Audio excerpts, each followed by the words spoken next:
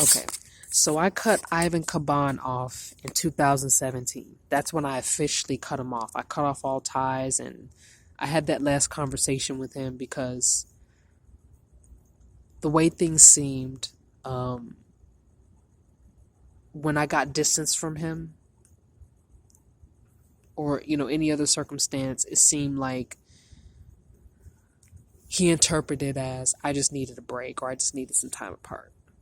So I kind of had to cut that cord, and the only way that I knew how to do it was face to face in a public space, so that if anything were to happen, like a fight were to break out or he or I were to get violent, there would be witnesses and they can call the police and stop the both of us from really hurting each other. So there was a point in time where I don't know the month. I think this might have been the summertime, in 2017, and I he asked me if I wanted to hang out, and I said yes, and I kind of told him that I needed to talk to him about something important, and so he was like, "Okay, we can do that. Let's just meet up." And I was like, can we do that at McDonald's? And, can we meet up at McDonald's and have that conversation? Because it's important. I really need to talk to you. So he was like, okay, let's do it. So we did it. We had that conversation. And I pretty much sat him down and I was like, look, Ivan, I appreciate your friendship. You've been there through the rough times, and I enjoyed the lessons that I learned from you and whatnot. But, you and I, we got to go our separate ways. That was how I started the conversation. I was like this is serious. I'm serious. Like, no take backs, no backpedaling, no backsliding. Like, I mean this. Like, and I just wanted to be respectful and tell you this face to face, so you didn't feel like I was trying to ghost you. Just to be respectful, because if things were going to end, I at least wanted to end it on respectable terms. And like I said, all of these events that are taking place, I didn't know that I was being trafficked by him. So I know some people from the outside in are like, there are some people that don't really deserve respect. But, I just thought at the time that he was a loyal friend and that we were loyal friends to each other, but we weren't perfect. I mean, that's what I was thinking at the time. Like, he's not perfect. I'm not perfect. He's made some bad decisions. I've made bad decisions.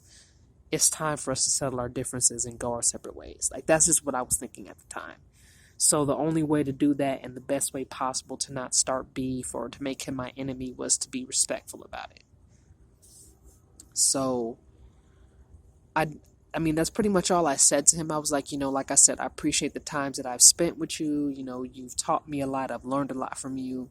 And I appreciate, you letting me stay with you. And I appreciate you looking out for me when I was staying in the shed. And I told him thank you. Like, the investments that he put in, like when my car got towed, he got it out the impound. He'd slip me a $5 every now and then, which he should have done more. But at the time, I wasn't thinking like, oh, he's trafficking me or he stole my money.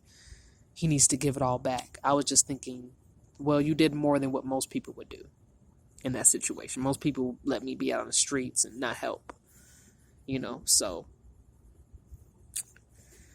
yeah, so that's what I said to him. And I thought after that conversation that he and I would have moved on. Like, that's just what I thought.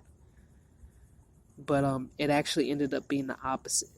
He handled it really well. The way, like, he wasn't disrespectful, he wasn't emotional. It seemed like at the time he respected my decision. So when he kind of switched on me, I was a little surprised because for the most part, he was a very calm guy, and I never seen like any red flags of him being a stalker per se, or like psychotic. I didn't see any of those. I just saw that he was kind of, a little greedy, a little selfish, but I didn't think too much of it, like him being a trafficker or, a stalker. Like, it just, that never really crossed my mind. Because I'm the one who reached out to him and asked him for help when I got kicked out my mom's place. So I guess I was very surprised that he went that far.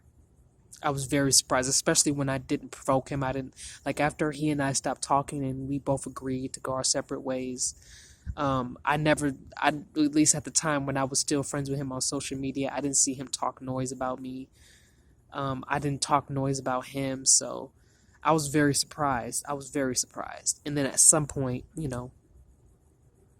I did have to block him and cut him off on social media because, like I said, I was serious about going separate ways and kind of having to let that connection go. Um, and that was just what I felt like I needed to do for my mental health. But um, well, I kind of jumped ahead. So what made me feel like I needed to block him from social media was I did start to see him talking noise, but at first he wasn't doing this, and this was like I want to say like maybe a year or two after I had stopped talking to him, like and I officially cut him off. Like he didn't talk any noise, he didn't say nothing bad. He handled it well, so I thought he was okay. Like I just thought he was okay. Like maybe he might be disappointed, but he's okay. He's handling it well. And then I start seeing him like posting subliminals that I knew he was talking about me. Other people may not have known right away, but the people that were close to me and him definitely knew he was talking about me. So I started noticing him just like, putting subliminals online, and it was like very disrespectful. So that's what made me be like, okay, I'm going to have to block him. So I eventually blocked him from all social media platforms, and that was that. Um, and I just moved on. I mean, I didn't really think about it. I blocked all the mutual friends. I blocked them too. And I just moved on, and I didn't think much of it. I didn't throw any shade or anything like that. So I just kind of let it go. And then I started seeing him like following me around in public. Now this is about probably a year after I blocked him. And I started seeing him in public. Like I saw him a couple times at first, and it was like, oh, okay, well, he and I used to go this place, so okay, I can see why I see him. So then I stopped going to the places that he and I used to go together. And I just started, just going other places. And then I started seeing him there too. And I was like, whoa, I've never talked to him about this place. I've never talked to anyone about this place. That's strange. Like, what's he doing here? I never confronted him or anything because I guess my gut was kind of telling me that, I felt like he was doing that to get my attention. So I was like, I had already made it clear how I felt. So I just ignored him. And then I started seeing him on the bus, like every other day. And it started to become very frequent. And I didn't understand why. So, there was a person that I had spoken to. It was C. I spoke to her about it. And now I was still in contact with her at the time because this is before I found out her involvement in my trafficking. But I had told her about what was going on and that Ivan had been following me. And she was like, maybe you need to confront him.